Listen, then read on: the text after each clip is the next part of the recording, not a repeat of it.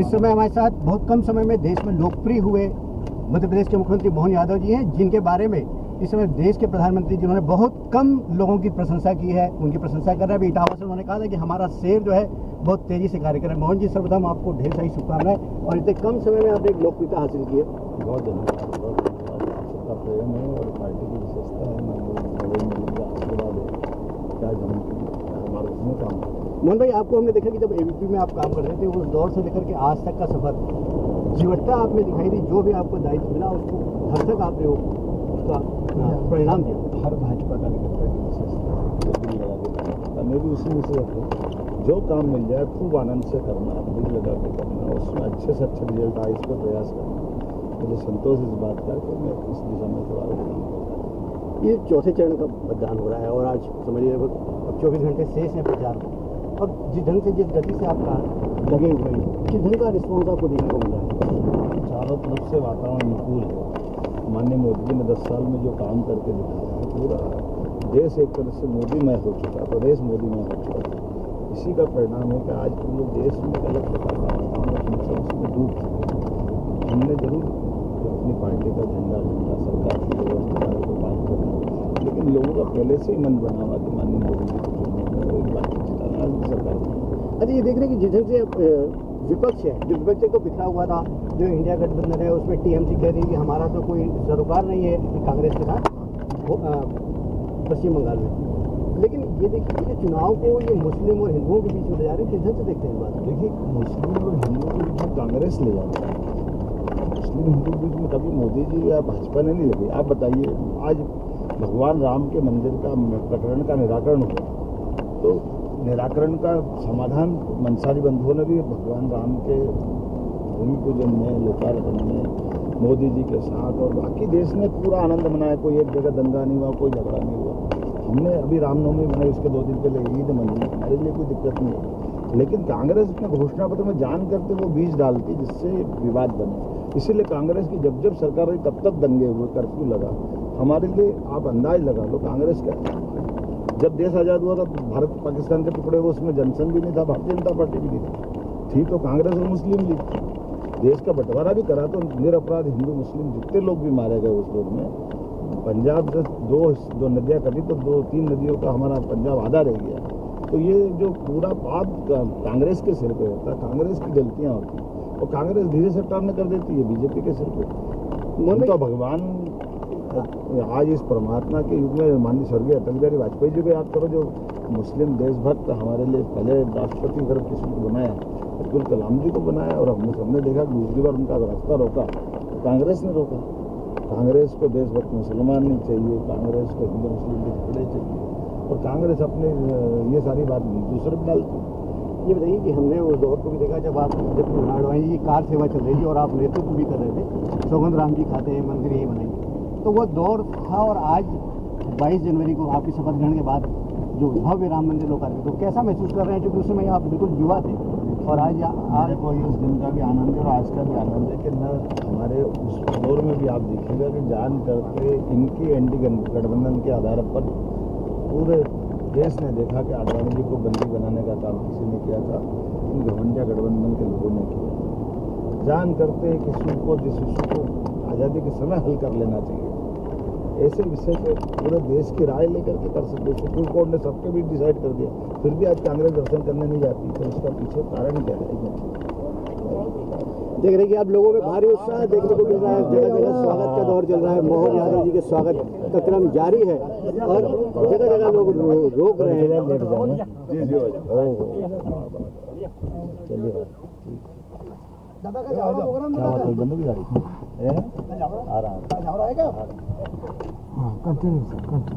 जी जिस से आप कह रहे थे कि राममय पूरा देश हो गया और राममय देश बस नहीं विश्व भी हो गया है। हमने देखा कि अमेठी में जब आप गरज रहे थे और आप जब बात कर रहे थे तो यादव समाज में आपको लेकर के भारी एक अलग माहौल देखने को मिल रहा है। ये हमारी पार्टी की विशेषता है, जो जैसे माननीय मोदी ने कहा केवल 4 से है और उसका प्रमाण दिखता है कि गरीब, युवा, किसान, महिला हमारे यहाँ जातियों के चश्मे से नहीं देखते। इसलिए मैंने बार बार कहा कि पर्टिकुलर समाजों की आबादी के आधार पर जो निर्णय करते हैं उन जिनका मन छोटा वो करते हैं। हमारी पार्टी ने तो, और इसलिए आज मैं यूपी में भी गया, मैंने सबके बीच बोला है, एक ही परिवार से निकले हुए परिवार के मुख्यमंत्री बनेंगे, मंत्री बनेंगे, विधायक सांसद बनेंगे, ये बहुत छोटा मन है, इससे बचना चाहिए। देख रहे हैं कि जगह जगह स्वागतों का दौर जारी है और अभी फिर हम देख रहे हैं कि जैसे हम जाना पाव से निकले हैं, हर जगह लोग खड़े हुए हैं, मोहन जी का लगातार स्वागत हो रहा है और हमारी बातों का दौर अभी जारी रहेगा।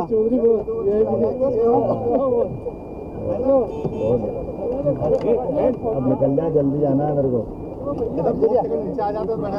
जल्दी को आगे जाना है भैया, कार्यक्रम बहुत सारे बहुत बढ़िया। जय श्री माता जी। अब जातिगत आरक्षण की बात चल रही है, सरसंचालक जी के स्टेटमेंट को तोड़ मोड़ कर प्रस्तुत किया गया, जबकि आप जानते हैं कि संघ कभी इस प्रकार की बातें नहीं करता है। किस ढंग से देखते हैं आप, क्या ये षड्यंत्र है बहुत बड़ा? कांग्रेस ने शुरू से फूट डालो राज करो इस नीति को अपनाया। पहले अंग्रेज कराते थे, अंग्रेज का ये उपहार है कांग्रेस, तो स्वाभाविक रूप से उनके जो जन्म से जो बीज वही करते हैं। एक बड़ा दायित्व आपके हाथ में आया और बम्पर मेजॉरिटी के बाद, क्योंकि जब दायित्व मिलता है तो उसमें अपेक्षाएं बहुत होती है और बहुत बड़ी चुनौती होती है। किस ढंग से देखते हैं आप इस चुनौती को? देखो, मैं तो बहुत सहजता के साथ देखता हूँ। आज तक मैंने कई विभाग चलाए, टूरिज्म का क्षेत्र, शिक्षा मंत्री टूरिज्म कॉर्पोरेशन के मद्रास विकास प्राधिकरण का अध्यक्ष 8 साल रहा, अलग अलग रेलवे बोर्ड का मेंबर रहा, ईसी मेंबर रहा, दूरसंचार विभाग में रहा। तो मैं इसको बहुत सहजता के साथ लेता हूँ कि जब एक एक विभाग चलाए थे, अब ये कई विभाग मिलाकर के ऊपर मॉनिटरिंग करना है। जब आप अच्छे मन से निर्णय करते हो, अच्छा मन से सरकार चलाना चाहते हो, तो निश्चित रूप से परमात्मा भी यश देता है। तो मैं मान के चलता हूँ कि जैसे हमने अभी लगभग 3 महीने की सरकार चलाई थी, 3 महीने के अंदर जो कुछ अच्छे रिजल्ट आए, उसका अपने आप में थोड़ा बहुत ही आकलन समाज करेगा तो आपको ध्यान आएगा तो कई निर्णय बड़े ऐतिहासिक।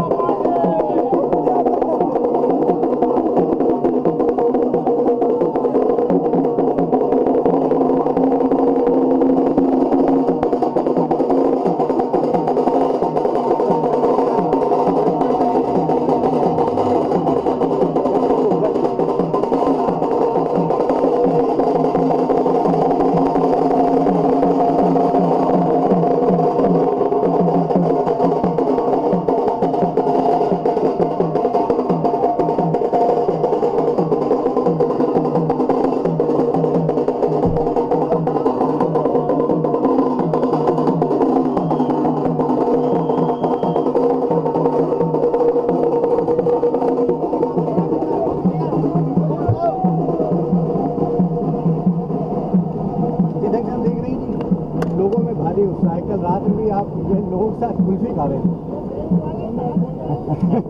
अच्छा, ये लग रहा है कि आपके एबीपी के साथी, आपके जो युवा मोर्चा के साथी, आपके संगठन के साथी, सब ऐसा लग रहा है कि खुद मुख्यमंत्री बने। ये तो आनंद है। तो फिर जो आपने अनुभूति प्राप्त की जब लोगों के साथ आप आइसिंग कर रहे, क्या लगा? देखो, हम अपने जीवन में तो आएंगे चले जाएंगे, लेकिन अपने आप को सामान्य बना कर रखना, सहज रखना, ये नरेंद्र मोदी जी से सीखते हैं, हमारे अपने बड़े नेताओं से सीखते हैं, कितने सहजता के साथ सब चीज़ करते हैं। मोहन यादव की खासियत रही है, जब वो मुख्यमंत्री का दायित्व संभाल रहे थे, बड़ी सहजता सरलता दिखाई दे रही थी, उनके मन में कोई ऐसा अति उत्साह नहीं दिख रहा था कि वो मुख्यमंत्री बना। क्या ये आगे भी कायम रहेगा? निश्चित रूप से कायम रहेगा। आप सवाल अभी आप रख लीजिए। वाह, बहुत अच्छा रहे ना।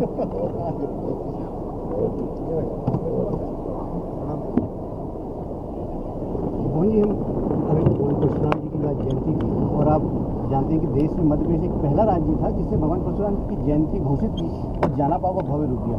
अब आगे की और क्या रणनीति है जो आज आपने कुछ कहा भी है कि जाना पाव में कुछ बेहतर करूँगा?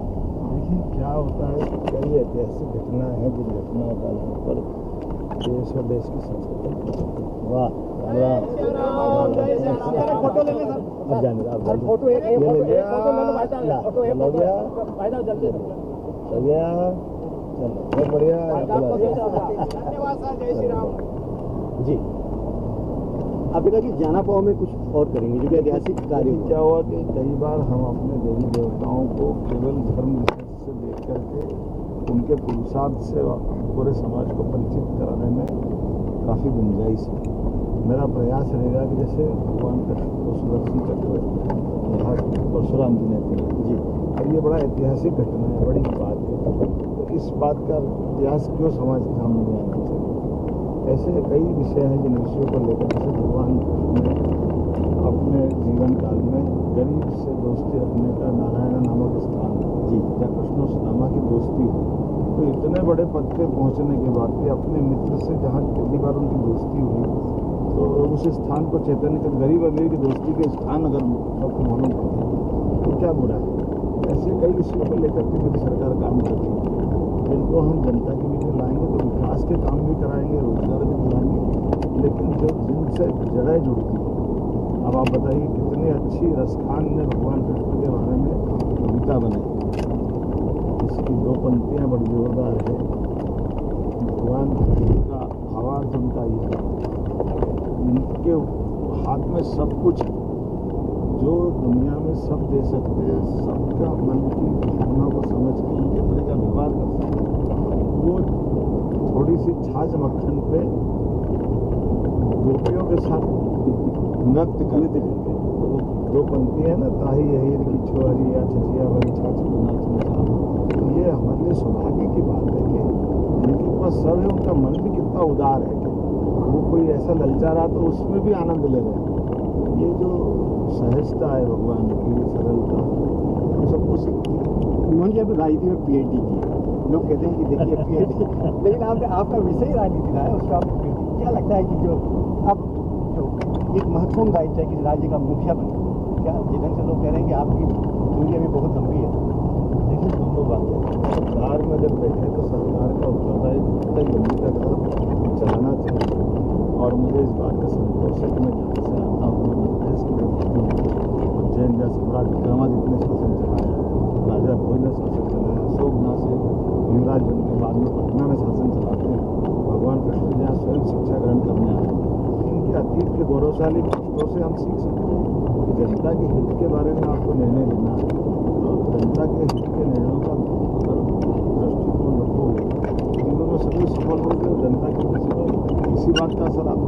मोहन जी अंत में जो भी आपका सफर लगभग पूरा होने जा रहा है, ये बताइए कि संविधान खतरे की बात होती है। और दूसरा एक मेरा प्रश्न था कि 2014 के पहले का भी हमने भारत देखा और 2014 के बाद का भारत देखा। आज भारत की पहचान हमारी सांस्कृतिक विरासतों को लेकर के हो रही है। पहले हम खाली ऐतिहासिक चीज़ों के बारे में जानते थे, कोई लोग कुतुब मीनार को देखने आते थे, चार मीनार को देखने आते थे, या आगरा के ताजमहल को देखने आते थे, लेकिन आज आप महाकाल लोग देखने आ रहे हैं, ओंकारेश्वर देखने आ रहे हैं और बनारस देखने आ रहे हैं। किस ढंग से देखते हैं आप? देखिए ये बदलते दौर का भारत है। भारत ने अगर वित्त व्यवस्था में 11वें नंबर से 5वें नंबर पर अपना स्थान बनाया तो ये भी सौभाग्य की बात है। और हमने तीसरे नंबर की छलांग लगाने के लिए माननीय मोदी जी ने नेतृत्व दुनिया वो भी देख रही है। लेकिन ये बात जैसे किसी देश की, हर एक देश की एक तासीर होती है, उसकी जड़ें होती हैं। जो जड़ों से जुड़ेगा वो लंबा समय तक सफल होगा। इकबाल ने कहा कुछ बात है कि हस्ती मिटती नहीं हमारी, तो वो कुछ बात वो यही बात है कि सदैव जिनने अपने अतीत को भी समझा है, वर्तमान को समझा, तो भविष्य में छलांग लगाई है। और यही कारण है कि माननीय मोदी जी ने समान रूप से काम करना चालू किया। लेकिन कांग्रेस हमेशा हिंदू मुसलमान के विषय खड़े करके केवल तुष्टिकरण का काम करती थी। उसके कारण से वो अपने वोट बैंक बनाते हुए एक दुनिया के अंदर सबसे ज़्यादा मुस्लिम समाज अगर कहीं है तो हिंदुस्तान में। लेकिन मुझे इस बात का संतोष है कि मोदी जी 10 साल से सरकार चला रहे हैं, एक भी दंगा इनके शासनकाल में क्यों नहीं हुआ। एक भ्रष्टाचार का आरोप है और एक भ्रष्टाचार का कोई सुई के नोक के बराबर आरोप है। इनके सारे मंत्रियों को इस्तीफा देना पड़ता, लगातार दंगे होते, सेना के लज्जित होने के कितने प्रमाण मिलते हैं इनके टाइम। पूरे टाइम कांग्रेस आज़ादी के बाद से लेकर मोदी जी की सरकार बनने तक, तो इसका अटल जी का समय छोड़ दो तो हमेशा कोई भी आतंकवादी घटना होती थी, हम क्या करें, पाकिस्तान जाने, पाकिस्तान से होता है, पाकिस्तान आतंकवाद फैलाता है, पाकिस्तान मानता ही नहीं। अरे भाई इतना बड़ा देश, इतनी सक्षमता और ऐसा कमज़ोर भाषा, माननीय मोदी जी ने पाकिस्तान को सीधा करा कि नहीं करा। ये दम होना चाहिए, इसलिए मोदी है तो मुमकिन है। मोदी मैं इसमें जोड़ना चाहूँगा, जब मैं यशस्वी मोदी की किताब लिख रहा था उसमें लोगों ने बहुत प्रश्न उठाया कि यशस्वी आपने 2015 की किताब थी, इसको संख्या लगी उचित किया था। उसके बाद मैंने 2019 में किताब महानायक मोदी जब लिखी, तभी लोगों ने कहा कि आपने महानायक की बात की थी। अब किस ढंग से देखते हैं इस महानायक और यशस्वी मोदी? आपके शब्द चरितार्थ होगा कि नहीं होगा? आपने जो आपके ऐसे कई लोग हैं जो नज़दीक से इस बात को देखते हैं कि वाकई उनमें ये योग्यता है। अब जिनको पचाता नहीं मोदी शब्द का नाम, तो वो उसमें गलतियाँ ढूंढते रहते हैं। ये तो भगवान राम भगवान कृष्ण में भी गलती ढूंढने वाले बहुत लोग मिल जाएंगे, लेकिन इससे उनकी कोई कीर्ति प्रसिद्धि कम थोड़ी हो जाएगी। वो तो जो है वही, अब जिनको जैसी जैसी दृष्टि वैसी सृष्टि। तो यानी ठीक किया। अभी ये मानते हैं कि अगले दौर में वो ग्लोबल लीडर के रूप में जिधन से उभर रहे हैं और सर्वमान्य ग्लोबल लीडर हो जाएंगे। मैं आपकी बात से सहमत हूँ, लेकिन और 2 कदम आगे बढ़ा। मोदी जी का ग्लोबल लीडर बनना ये भारत के लिए जरूरी है। भारत की पताका दुनिया में फहरा रही है। ऐसे सक्षम नेतृत्व को जब पाकिस्तान के विरोधी दल वाले पाकिस्तान के प्रधानमंत्री तक कहते काश मोदी हमारे देश का नेता हो, इससे बड़ी बात क्या होगी जब हमारे नेता के लिए हमारे दुश्मन देश के लोग भी उनकी तारीफ करते हैं। चौथे चरण के मतदान के लिए आपका क्या संदेश है? एक ही संदेश है, अधिकतम मतदान करें, भले किसी पार्टी का करें, लेकिन लोकतंत्र मजबूत यही रहता है। और जनता के बीच जिनसे मोदी जी ने काम किए, उनका स्वयं का क्या है उसमें, उनके खुद के मकान के लिए, जमीन के लिए, दुकान के लिए, वो सरकार में है तो हम सबके लिए है ना। स्वाभाविक रूप से हम सबकी ड्यूटी बनती है कि हम अधिकतम वोट से उनको जिताएं और हमारी देश की सरकार चलाने के लिए उनसे हम निवेदन करें कि वो सरकार चला के भारत को आगे बढ़ाएं। ये मध्य प्रदेश के मुख्यमंत्री जिन्होंने बहुत कम समय में अपनी लोकप्रियता हासिल की और उनका मानना है कि मोदी ग्लोबल लीडर और सर्वमान्य नेता पूरे विश्व के होंगे। कैमरामैन मनोज बंसल के साथ कृष्ण मोहन झा।